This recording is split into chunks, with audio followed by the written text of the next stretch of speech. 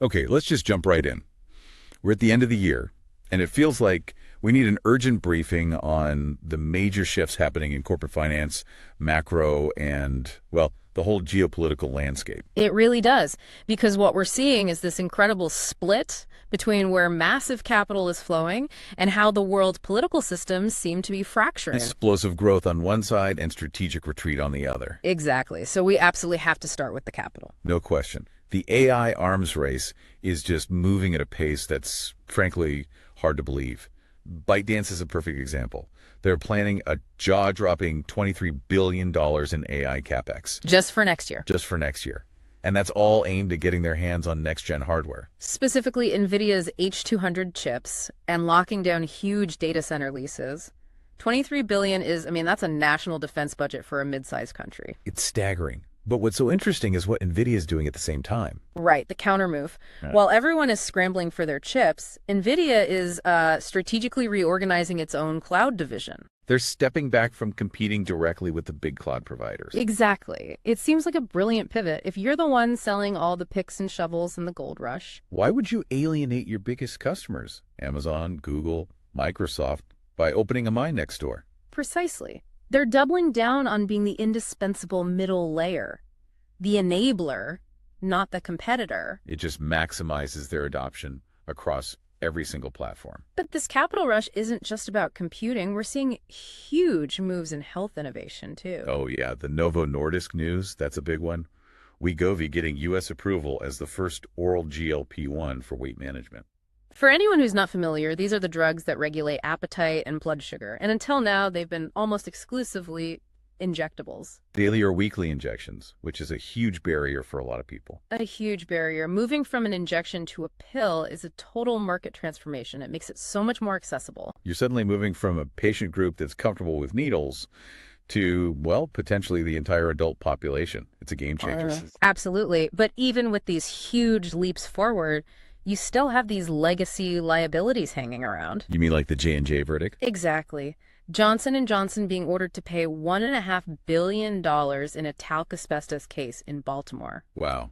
That's a stark reminder. It is. It just shows that this kind of historic litigation risk has to be priced into these old line giants. It hits the balance sheet hard. And it probably drives M&A towards companies that don't have that kind of long tail risk. For sure. And speaking of M&A, you can really feel the stress in Europe's auto supplier network. Right, with Harman buying ZF's driver assistance unit. Harman, which is a Samsung unit, yeah, for about 1.5 billion euros.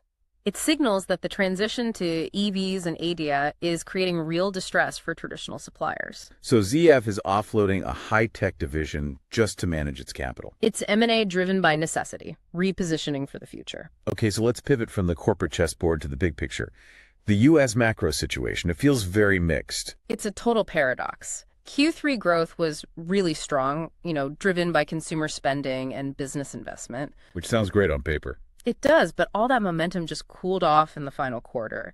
So the key takeaway for you listening is that while the U.S. probably dodged a recession in 2025, which is the headline, good news. Right. But at the same time, unemployment went up and affordability got worse for a lot of households.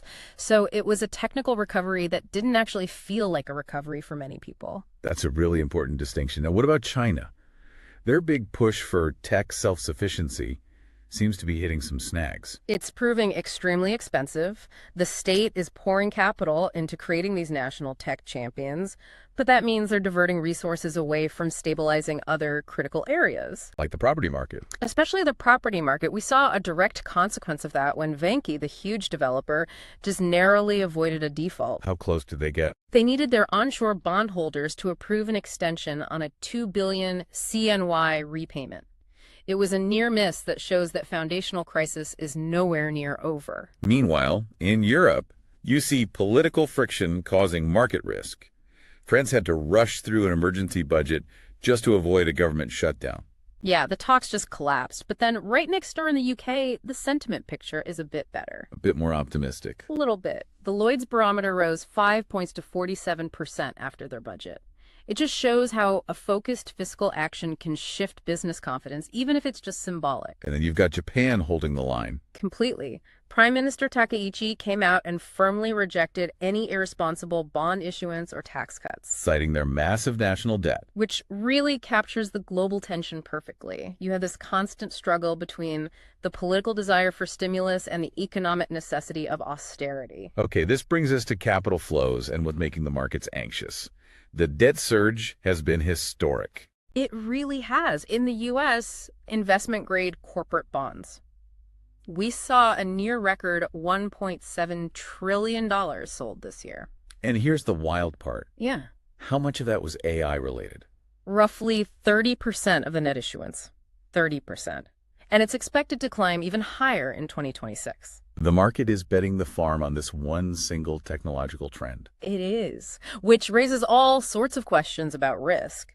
But there's an even more alarming trend, I think, in the shadow banking sector. You're talking about private credit. Yes, the explosive growth there. Private credit firms bought up $136 billion of consumer loans this year. And what was that number last year? $10 billion. Wow, so from $10 billion to $136 billion. In a single year. And this is happening while there are clear signs that the credit quality of the loans they're buying is eroding. That sounds like a classic recipe for overheating. It really does. Rapid expansion, declining loan quality, and it's all in a pretty opaque market. That's a vulnerability we have to watch. Well, what's happening on the currency front? Well, the dollar is heading for its biggest annual drop since 2017, and option traders are already betting it goes lower. And at the same time, you've got Japan making some pretty strong statements. Oh, yeah. Finance Minister Katayama basically declared they have a free hand to intervene in the FX market because of the yen's weakness. That is not subtle language. Not at all. It's a direct warning that they're prepared to act. But that weaker dollar is a huge tailwind for Asian markets. So the forecast is for Asian outperformance to continue into 2026. Yes, benefiting from the currency shift, their AI exposure, and just better growth prospects in general. We're already seeing that reflected in analyst ratings. Right. Cities downgraded China, but upgraded Taiwan. Exactly. Downgraded China because of the weak macro outlook we just talked about, but upgraded Taiwan specifically due to its deep integration in the AI supply chain. But even with all that money flowing in, there are bubble concerns. Definitely. Especially around some of those high-flying niche Chinese AI stocks. The excitement is high, but so is the risk. Okay, shifting to central banks. In Washington, the big theme seems to be about maintaining independence. Yes, the Fed leadership has been making a very clear effort to show strategic restraint against any potential political pressures. They're trying to preserve the bank's autonomy.